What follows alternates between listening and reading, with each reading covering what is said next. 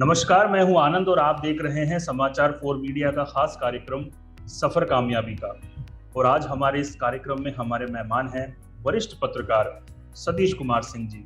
सतीश जी, बहुत बहुत स्वागत है। बहुत धन्यवाद जी सतीश जी, अगर आपका देखा जाए तो लगभग 3 दशक के करीब पत्रकारिता का अनुभव है। कई बड़े संस्थानों के साथ आपने जीवन में काम किया है। तो हमारे दर्शकों के लिए मैं सबसे पहले आपसे गुजारिश करूंगा कि आप अपने प्रारंभिक जीवन के बारे में कुछ बताइए। पारिवारिक माहौल, भाषाई संस्कार, आपकी शिक्षा और मीडिया में आपकी यात्रा कहाँ से शुरू हुई, कैसे शुरू हुई? आनंद जी, मैं अपने बारे में ये बताऊं कि मैंने जीवन में पहला जो अखबार देखा था उसका नाम था भारत मेल। मैं पटना में रहता था और क्लास 1 में पढ़ता था, तब मैंने एक अखबार देखा भारत मेल, और वहीं से आप समझिए कि यात्रा प्रारंभ हुई। उसके बाद मैंने दूसरा अखबार जो देखा वो ब्लिट्स देखा था। ब्लिट्स दूसरा अखबार, और हॉस्टल में रहते थे तो वहीं से थोड़ी बहुत रुचि प्रारंभ हो गई। और उसके बाद आप कहिए तो मेरे लिए जीवन में उसी समय से लगता था कि अखबार से बड़ा कोई चीज है ही नहीं। मैं पहले और दूसरे तीसरे क्लास की बात कर रहा हूँ, और उस दौरान इमरजेंसी का था। मैंने बिहार सेक्रेटेरिएट से धुआं उठते देखा था, जला था, तब जलाया गया था, वहां पे आग लगाई गई थी। उससे और एक कौतूहल बढ़ा कि भाई ये है क्या, क्यों होता है ये सब। और 1977 आते आते मैंने देश की राजनीति फॉलो करना शुरू कर दिया था। मैं दिल्ली से अखबार हमारे घर के आस पड़ोस में आता था, मेरे घर में नहीं आता था, इंडियन एक्सप्रेस, उससे को देखता था। और मुझे कम से कम 250-300 कंस्टिट्यूएंसी के जो जीते हुए लोग थे उनके नाम याद थे। 77 में मैं क्लास में था 6th। मैं पहली बार लालू प्रसाद यादव का नाम भी 77 में जाना, 1977 में। और हाँ, और उस समय कैसे जाना ये भी बता दूं, ये मजेदार वाक्य है कि बॉक्स आइटम में इंडियन एक्सप्रेस के मुख्य पृष्ठ पे छपा था कि एक उम्मीदवार है जिसने सबसे यंगेस्ट है देश में जीतने वाला, और 3,25,000 वोटों से जीता है बिहार में, छपरा कंस्टिट्यूएंसी से। तो ये आप कहिए कि हमारा एक शुरुआती रुझान था। दूसरा, मेरे भाई वगैरह बैंक में काम करते थे, उनके बाद अखबार मैगजीन बहुत आता था, तो उसमें भी मेरी रुचि बढ़ती गई। और मैं स्पोर्ट्स पर खास तौर से उस समय मैगजीन आता था, sports week, sports world, sports star, इन सब में भारी रुचि हो गई। यहाँ तक कि मैंने आपको कहा कि अखबार ही मेरे लिए सब कुछ बन गया, तो मैगजीन भी उसी का एक्सटेंशन है। तो मैं स्पोर्ट्समैन बनना चाहता था, लेकिन स्पोर्ट्समैन उतना बड़ा तो नहीं बन पाया। मैं एथलीट जरूर था और अच्छा एथलीट था। मेरा पहली बार मेरा नाम जो है छपा फोटो सहित 10 अप्रैल 1982 को पटना के एक अखबार में, तो मैं उसको अभी भी जीता। फोटो छप गई तो एथलीट के रूप में छपी थी। 10वीं क्लास में था और 21 किलोमीटर के रेस में चौथा स्थान प्राप्त किया था, बहुत बड़े बड़े धावकों के साथ, सीनियर के साथ दौड़ते। तो अब एथलीट तो नहीं बन पाया। बाद में दिल्ली विश्वविद्यालय आ गया पढ़ने के लिए, तो यहाँ छात्रों के बीच में बहुत एक्टिव था। और बस आप समझिए, उसके बाद जो लोग परीक्षा उच्छा देते हैं वो दिया, उसमें नहीं हुआ, तो एक संकट आया कि भाई अब करना क्या है, इज्जतदार क्या हो सकता है। तो मेरे एक मित्र हैं जो कि अभी बहुत बड़े पद पे हैं भारत सरकार में, IFS हैं। उन्होंने मुझे सलाह दी कि तुम पत्रकारिता में आओ। अभी वो बहुत बड़े स्तर के अधिकारी। तो मैं एक मैगजीन ज्वाइन कर लिया, और मैगजीन ज्वाइन करने के कुछ ही दिन बाद मैं नलिनी सिंह जी के साथ जुड़ गया, और टीवी में मेरा पहला वही था। और नलिनी सिंह के साथ मैंने उस समय बहुत प्रचलित हुआ था बूथ कैप्चरिंग के जो बैंडिट्स थे, जो डाकू थे, जो करते थे, उन सब को पकड़ के हम लोगों ने इंटरव्यू किया था, और बहुत उसका नाम भी हुआ था। बाद में मैं पंजाब में भी गया। पंजाब में जो आतंकवादी उस समय बहुत थे, तो उसके वकीलों से बात की थी, उनसे इंटरव्यू किया था मानवाधिकार के नाम पर। तो ये शुरुआती और मतलब ट्रांजिशन वाली जर्नी यही। जी सर, यहाँ से एक चीज मेरे दिमाग में आ रही है कि जैसा कि आपने बताया कि आप तो बचपन से ही अखबार, समाचार पत्र, राजनीति, आपको सारे सांसदों के नाम याद थे। तो जब आप दिल्ली विश्वविद्यालय में थे तो कभी आपका मन नहीं हुआ कि छात्र राजनीति में आ जाऊं, राजनीति करूं? देखिए, मैं बहुत आसानी से राजनीतिज्ञ बन सकता था, बहुत आसानी से। मुझे 5 बड़े नेताओं ने मुझे पार्टी ज्वाइन करने के लिए ऑफर दिए, 5। इसमें से 3 तीन क्या 4 अब दुनिया में नहीं। मैंने कभी ये नहीं सोचा कि मैं राजनीतिज्ञ बनूं। मेरा यही धर्म था, ये जो पत्रकारिता है, और मैं इसी को अपना जीवन अभी भी मानता हूँ और वो मैं करता हूँ। मैं फैक्ट बेस्ड जर्नलिस्ट हूँ। मैं विचार बेस्ड, फैक्ट्स के आधार पे आते हैं, फैक्ट से बड़ा कुछ नहीं मेरे लिए। इसलिए मैं ये अंधाधुंध अखमुंदवा journalism, jimmy jeep journalism, debate के नाम पर शोरगुल, हल्ला हंगामा, इन सब से बहुत दूर रहा हूँ। तो मेरा राजनीति से मतलब, देखिए, इसको मैं तो नाम बदलना चाहता हूँ। मेरा बस चले तो मैं इसका राजनीति का नाम बदल। मैं ये राज की नीति क्यों कहते हैं? आप राष्ट्र नीति कहिए ना। राष्ट्र नीति में जो लोग सामने आए उनको राजनीति से तो मन लगता ये है कि सब लोग पावर पॉलिटिक्स के लिए खेल रहे हैं और राज करना चाहिए। तो राष्ट्र की नीति है। तो मेरा जो जर्नलिज्म के बारे में कहना है वो यही कहना है कि डेवलपमेंटल जर्नलिज्म हो, फैक्ट बेस्ड जर्नलिज्म हो, राष्ट्र नीति के आधार पर हो, पॉलिसी फ्रेम पर हो, जनता के असली मुद्दों पे हो। ये नहीं कि कोई एक विषय पकड़ लो और बॉक्सिंग करवा दो आप अपने स्टूडियो में, जो अमूमन आजकल ये हो रहा है। आप फैक्ट्स तोड़ने का काम वहां करते हैं, फैक्ट्स जोड़ने का काम भी करते हैं, फैक्ट डिस्टॉर्ट करने का काम करते हैं। तो ये एक बहुत खराब प्रचलन हो गया है। और इसमें जो है, मैं तो ये कहने के लिए तैयार हूं कि जब से पत्रकारिता का ढलान हुआ तब से मेरा भी ढलान। मैं मानता हूं कि मैं ढलान, और मुझे इसमें गर्व है कि मैं ढलान। तो ये मेरी जो सोच है वो यही है। इसलिए राजनीति को मैंने बहुत करीब से देखा है और उसमें बहुत चाटुकारिता है, पावर पॉलिटिक्स है, जी हजूरी है, शाम का प्रणाम है, सुबह का प्रणाम है, गुटबंदी है, पावर पॉलिटिक्स है, वो बहुत गंदा है। अगर अच्छा से हो, पॉलिसीज के ऊपर हो, मुद्दों के ऊपर हो, तो हर कोई एक राजनीतिज्ञ है। पत्रकार जो है वो भी राजनीतिज्ञ है, उसको करना चाहिए। अगर आप पॉलिसी की बात, इसीलिए तो आपको फोर्थ स्टेट कहते हैं। फोर्थ स्टेट किस बात के लिए कहते हैं? इसी के लिए तो कहते हैं, इसी के लिए तो कहते हैं फोर्थ स्टेट के बारे में। लेकिन आप जर्नलिज्म के नाम पर खाली पॉलिटिकल पार्टी और पॉलिटिकल लीडर्स के बातों को ही चढ़ाओ, उन्हीं को बढ़ाओ, तो आप जो है एक लाउड स्पीकर हो जाते हो उनके, बुनियादी रूप से आप एम्पलीफायर हो जाते हो। वो बात नहीं बनती, असली मुद्दों की बात हट जाती है और ये सारे खेल चलते रहते हैं। ये अच्छा नहीं है। मेरा तो ये भी कहना है कि डेमोक्रेसी में चुनाव ही सब कुछ नहीं है, चुनाव के बाद असली डेमोक्रेसी शुरू होती है। तो हम आप कहें कि फैक्ट यही है, तो हम जैसे मैनिफेस्टो को बहुत इज्जत देते हैं, चुनाव घोषणा पत्र को, लेकिन मैनिफेस्टो का क्या इज्जत है, आप लोग क्या देते हैं, आप देखिए, समझिए क्या होता है। तो ये आप तो नेताओं के मैनिफेस्टो और पॉलिटिकल पार्टी के मैनिफेस्टो पे चलते हैं, नीतियों की मैनिफेस्टो पे चलने से ही मेरे ख्याल से जो डेवलपमेंट का जर्नलिज्म है, तब ये जर्नलिज्म हम मानते हैं, हम उसको फॉलो करते हैं। चलिए, तो फिर आपकी पत्रकारिता की यात्रा पर आते हैं। तो जैसा कि आपने बताया कि नलिनी मैम के साथ आपने काम शुरू किया और उनके साथ आपने अपनी यात्रा शुरू की, उसके बाद हमारे दर्शकों के लिए मैं आपसे जानना चाहूंगा कि उस वक्त किन किन असाइनमेंट पे आपको भेजा गया, आपके रिपोर्टिंग के अनुभव कैसे थे, आपके पहले संपादक कौन थे, किन वरिष्ठ संपादकों के साथ आपने काम किया, उस यात्रा के बारे में थोड़ा बताइए।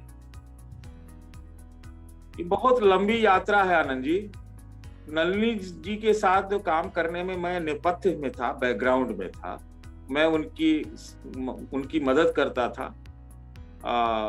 हिमाचल गया, पंजाब गया, बिहार गया और पता नहीं कहाँ कहाँ गया। हेलो जिंदगी एक प्रोग्राम बनता था, काफी हिट था, उसमें मैं अपनी भूमिका निभाता था। उस समय का एक पूरे देश का बड़ा प्रोग्राम था ये हेलो जिंदगी, बहुत ज्यादा प्रचलित। ये काम करता था। उसके बाद में दिलीप पटगांवकर साहब, अरविंद दास साहब, बादशाह सेन साहब के साथ फर्स्ट एडिशन में जुड़ गया, जो दूरदर्शन के लिए पहला प्राइवेट डेली बुलेटिन बनाता था, द फर्स्ट एडिशन। वहाँ काम किया, छोटे स्तर पे काम किया, रिसर्च का ज्यादा काम करता था। वो मेरे लिए एक अच्छा ट्रेनिंग हुआ। और उसके बाद मैं जी न्यूज में आ गया। उस समय जी टीवी हुआ करता था और 96 में मैं आ गया और पहला काम जो जी टीवी के लिए किया, वहाँ बड़े बड़े पत्रकार थे, नया नया टीवी था, तो हमें उतना मौका नहीं मिलता था। तो मैंने सोचा कि मैं कोई अपना स्थान या अपना परिचय जमाने के लिए कुछ नया करूं। तो मैंने लॉस एंजलिस का जो ओलंपिक्स था उसको डेस्क पर रहते हुए पूरा मैंने उसकी रिपोर्टाज लिखी, बनाई, एडिट की। लॉस एंजलिस ओलंपिक 1996, तो वो रहा। उसके बाद चुनाव में पहली बार भेजा गया, मतलब टीवी के द्वारा भेजा गया पटना, बिहार में। और वहां पर मुझे लालू प्रसाद यादव का इंटरव्यू करने का मौका मिला। अब याद नहीं है कौन सा साल था, जो भी था। और लेकिन उसके बाद जो है लगातार मैं अच्छा रिपोर्टर था। मैं कह सकता हूँ अपने बारे में कि मैं बहुत अच्छा रिपोर्टर था और बहुतों से बहुत अच्छा था। लेकिन चलिए कोई बात नहीं। बहुत सारे जी न्यूज के साथ तो मैं एक दिन में 9 रिपोर्टें फाइल की। 97 में एक ऐसा वक्त आया जब पिछले 2 महीने, अगले 2 महीने 3 महीने तक मैंने डेली 9 रिपोर्टें फाइल की। 9, 5, 6, 7 ऐसे रिपोर्टें फाइल की। उसके कारण थे, उस कारणों में मैं नहीं जाऊँ। तो ये रहा। और उस दौरान मेरी कई रिपोर्ट्स जो हैं मैंने जो की, वो बहुत, आप कह सकते हैं कि मेरा अचीवमेंट था या जो भी है। देवेगौड़ा का इस्तीफा, ये मैंने ब्रेक की थी। गुजराल का प्रधानमंत्री बनना, ये मैंने ब्रेक की थी। जब करगिल में जो इंट्रूजन हुआ और उसकी जो प्रारंभिक रिपोर्ट थी, उसको मैंने फोनों के जरिए ब्रेक की थी। उस समय मुझे भी समझ में नहीं आया था कि ये कितना बड़ा है, लेकिन मैंने ही रिपोर्ट की थी। 3 बजे दिन में गृह मंत्रालय से फोन दिया था जी न्यूज पे, और उसके बाद इतना बड़ा बना। फिर 1999 में ही, जो मेरे नाम एक बहुत बड़ा नाम लोग कहते भी हैं, कि IC-814 का जो काठमांडू से हाईजैक हुआ, तो इसकी भी ब्रेकिंग न्यूज और इसके सोल्यूशन का भी ब्रेकिंग न्यूज ये मेरे जरिए आया था। उसकी भी एक लंबी कहानी। वाजपेयी साहब हार जाएंगे, वोट ऑफ कॉन्फिडेंस, ये मेरा ही ब्रेक किया हुआ था। और मेरी समझ थी, मेरी सूचना थी कि लंदन से क्या हो रहा था, वेस्टर्न कोर्ट से क्या हो रहा था, इसमें कांसी राम, VP सिंह वगैरह सबकी क्या भूमिका थी, ये मेरे पास पुख्ता जानकारी थी। इसके आधार पर आज के देश के बहुत बड़े पत्रकार, नामी पत्रकार हैं, उनसे मेरी बहस भी हो गई थी। उस समय लोकसभा स्पीकर थे GMC बालयोगी, उनके PS थे, कोई क्या नाम था उनका, रमेश, उनके कमरे में बहस भी हो गई थी। बोले कि देखिए हार जाए। तो ये वो कहते कह रहे क्या तुम बकवास कर रहे हो, ये वो, उनका नाम नहीं लेना चाहूंगा, सामने कहीं बिठा दीजिएगा तो बता दो। तो ये कुछ रहा।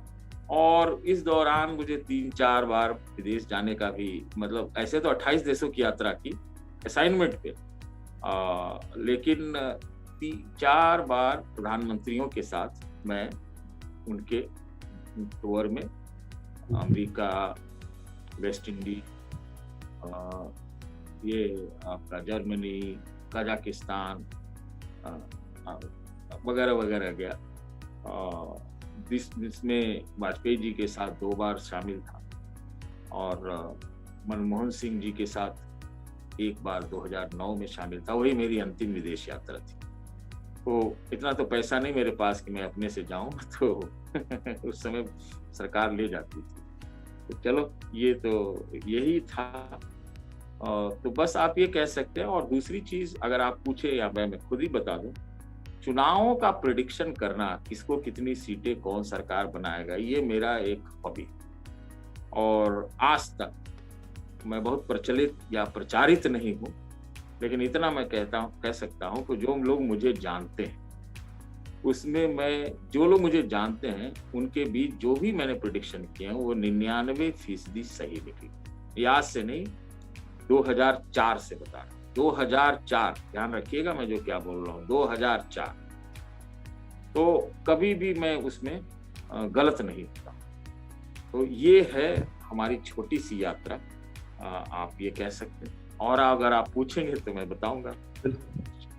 मैं अगला सवाल आपसे यही पूछना चाहता था कि उस दौर में, मतलब 90 के दशक का अगर हम दौर देखें तो वो आतंकवाद का दौर था। चाहे हम कश्मीर देखें, पंजाब देखें, मणिपुर देखें, फिर हमने कारगिल देखा, फिर हमने संसद पे हमला देखा। आर्थिक बदहाली भी 90 के दशक में देश ने देखी। तो उस समय की जो पत्रकारिता थी वो काफ़ी चैलेंजेस वाली पत्रकारिता थी। श्रीलंका में सेना भेजना, राजीव गांधी जी की हत्या हो जाना, एक राजनीतिक अस्थिरता। तो उस पिछले जो 20 साल की जो आपके समय की जो पत्रकारिता थी और वर्तमान में जो पत्रकारिता है, उसमें बेसिक अंतर आप क्या पाते? देखिए, मुझे लगता है कि जो मेन लाइन के, जो मेन स्ट्रीम के पत्रकार हैं, आज कई कारणों से, कई वजहों से, कई दबाव से और कई तरह के अपने पर्सनल एम्बिशन से, सब तरह से, या वैचारिकता के, अंधाधुंध वैचारिकता से बहुत गिर गया है। अच्छी बात यह है कि एक दौर हम इसके भी भागी रहे हैं, जब सांप बिच्छू का समय चल रहा था, टीवी के ऊपर चलाया गया, जो हमारे बरादरी ने इसको बहुत खराब किया। और अब ये कम से कम है कि कम से कम न्यूज के शक्ल में कुछ जा रहा है। बीच में तो ये भी जाना बंद हुआ। अब वैचारिकता के अतिरिक्त पे है हम।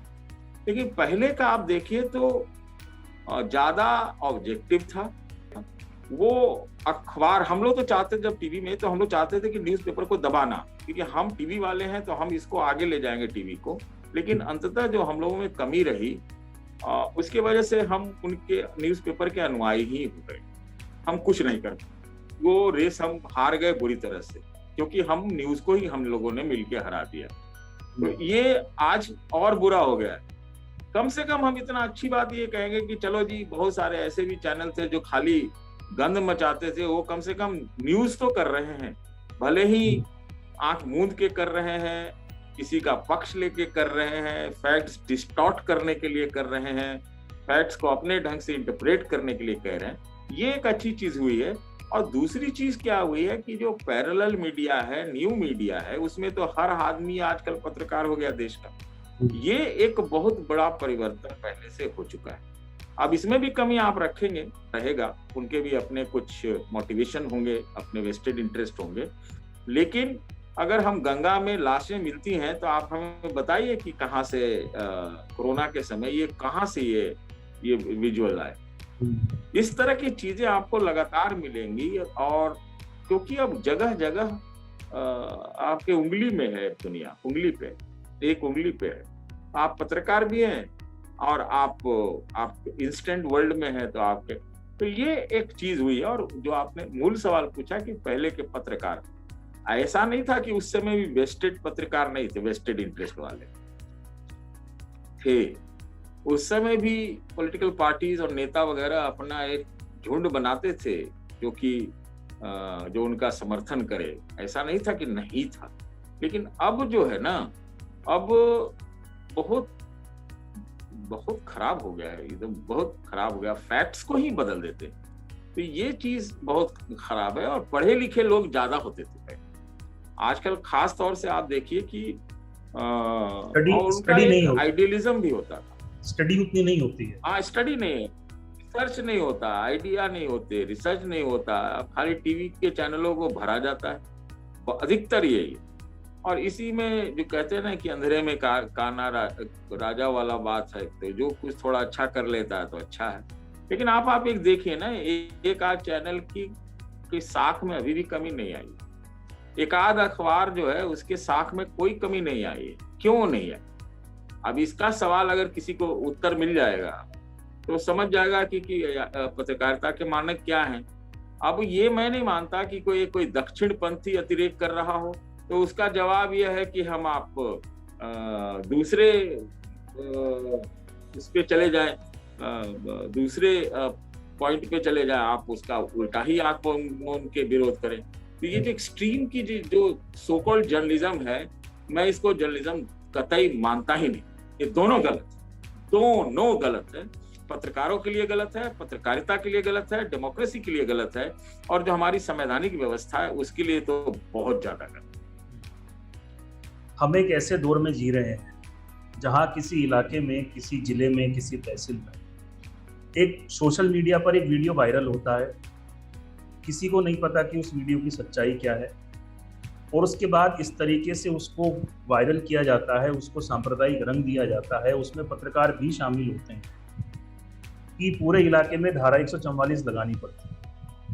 तो सिर्फ एक वीडियो वायरल होने पे जहां धारा 144 लगने लग गई हो देश में, वहां आप क्या सोचते हैं कि कल को अगर कोई बड़ा आतंकवादी हमला हो जाए या इस देश पर कोई संकट आ जाए तो ये मीडिया कैसे लोगों को एकजुट करेगा? ये तो खुद ही भ्रम फैला रहा है। देखिए, जो भ्रम फैलाने वाले हैं, चाहे वो मेन स्ट्रीम के हों, चाहे गली के हों, चाहे घर के, आज के डेट में तंत्र इतना मजबूत है कि कहीं किसी को किसी वक्त दबोचा जा सकता है, कहीं भी। अब उसका दुरुपयोग हो कुछ दूसरे कारणों से तो ये गलत है, लेकिन जो आदमी ये काम कर रहा है, ये करता आया है, पहले से भी भ्रामक चीजें करता आया है, कोई नई बात थोड़ी है, कोई नई बात नहीं है। क्योंकि आज मीडिया के टूल्स और जो टेक्नोलॉजी इतने बढ़ गए हैं कि उसमें प्रचार प्रसार जल्दी हो जाता है। तो उनका धरपकड़ होना चाहिए, उनका उसके लिए 100 कम से कम कानून होंगे जिसके तहत वैसे लोगों की पहचान करके आप दबोच सकते। इसमें कहीं से कोई दो राय नहीं है, इसमें कोई दिक्कत नहीं है। कानून तो हमारे पास 100 बोड़ा है, आप उसको लगाएं तो उसको लगाइए ना, और उसमें अगर चिन्हित करें या फिर सिलेक्टिव हो जाएं तब दिक्कत है कि नहीं। कोई आप हम यहाँ बात कर रहे हैं, क्या कोई हम राष्ट्र विरोधी बात करने की औकात रखते हैं? नहीं कर सकते, क्योंकि हम कानून से बंधे। ये है ना, हमारे ऊपर अंकुश है और होना भी चाहिए। तो फिर दिक्कत कहाँ है? ऐसे लोगों को तो धरपकड़ लेना चाहिए, इसमें कहीं से कोई दो राय नहीं, कहीं भी कोई का। लेकिन ये सब पर लागू होना चाहिए, सेलेक्टिव नहीं हो सकता। आप कुछ कह के बच जाएं और आप किसी को कुछ न कहने दें, ये दिक्कत यहाँ पे। और मैं ये कोई पार्टी लाइन पर कभी कोई बात ही नहीं करता। ये सारी पार्टियों का जो एक आप कहते हैं ना पावर पॉलिटिक्स वालों का यही दिमाग कि ऐसे चलाते, ये दिक्कत है। हमारे डेमोक्रेटिक स्पिरिट जब तक नहीं होगी ना, पहले के नेताओं में होता था, मैं आपको कह रहा हूँ, होता था कि वो आप उनके खिलाफ भी अगर कुछ लिख गए तो आपको उसी प्यार से मिलते थे भाई, बहुत प्यार से मिलते थे। हम तो देखे, हमने खुद महसूस किया है 2-3 केस कि वो आपको उनके खिलाफ स्टोरी चला दो, आपको बुरा नहीं मानते थे, वो गजब के लोग थे भाई। तो अब वो चीज टॉलरेंस नहीं। सर, इंटरव्यू का आखिरी सवाल है, आपकी हॉबीज आप हमें बताइए, आपकी रुचियां क्या है, खाली समय में क्या करना पसंद है? मैं कहूँ आपको, थोड़ा मजाकिया लगेगा और थोड़ा लगेगा कि मैं बात बना रहा हूँ, मैं हर वक्त खाली रहता हूँ। अच्छा। नहीं, मैं हर वक्त कहीं ना किसी चीज में इंगेज रहता हूँ, हर वक्त मेरे पास समय बहुत ज्यादा है, समय की बिल्कुल कमी आज तक जीवन में कभी नहीं था। मैं बहुत पढ़ता हूँ, मैं बहुत आपका मीडिया वगैरह जो आज के टूल्स हैं उसको देखता हूँ, मैं स्पोर्ट्स के बारे में खूब पढ़ता लिखता हूँ, देखता हूँ, मैं लोगों से मिलता हूँ, मैं मार्केट में रोज लोगों से मिलने जाता हूँ, मार्केट से कुछ नहीं खरीदता हूँ, लेकिन लोगों से मिलने में हर दिन जाता हूँ, तो मेरे पास, और मुझे उसमें पढ़ाई होती है, मेरी स्टडी होती है, ये करता हूँ। तो मेरी रुचि यही है। मेरी रुचि आप कहेंगे तो मेरी रुचि जो है मुख्यतः क्या है, यही रुचि ही है।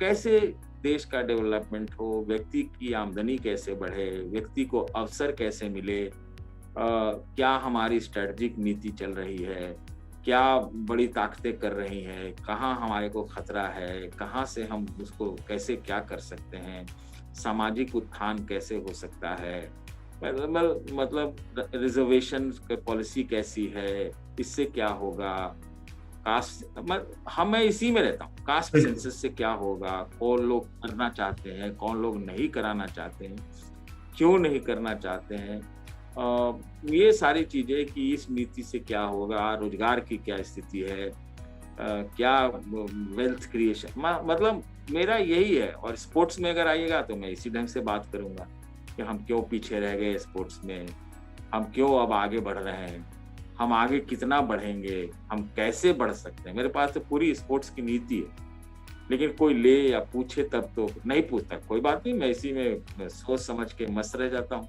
आपको उसका कोई ये दरकार नहीं है कि आप हमसे पूछिए। वो जो बचपन में जो आपकी एक आदत जो आपने बताई कि बचपन से ही समाचार पत्र पत्रिकाएं, तो वो आज भी अनवरत वही चीज आपके साथ जारी है। तो बिल्कुल है, एकदम बिल्कुल है, वही है, बचपना वही है, और उतना ही जोश है, उतना ही ऊर्जा है। और मैं इस चीज की चिंता बिल्कुल नहीं करता आनंद जी कि कोई मुझे पूछता है या नहीं पूछता है। मगर नहीं पूछता है तो मैं अपने आप को धन्य मानता हूँ कि नहीं पूछता है, क्योंकि मैं नहीं पूछता है तो मैं खुश हूँ, मेरे को कोई इसका रिग्रेट नहीं। मैं I am very happy with my journey and I live my life to the best of my ability. I do it myself. मेरे को कोई चिंता की बात नहीं है। चलिए सतीश जी, आपने सारे सवालों के जवाब दिए, बेबाकी से जवाब दिए। आपसे बात करके बहुत अच्छा लगा, और आने वाले जीवन के लिए बधाई, शुभकामनाएं। हमें समय देने के लिए एक बार फिर से बहुत बहुत धन्यवाद, आभार। धन्यवाद। Thank you so much.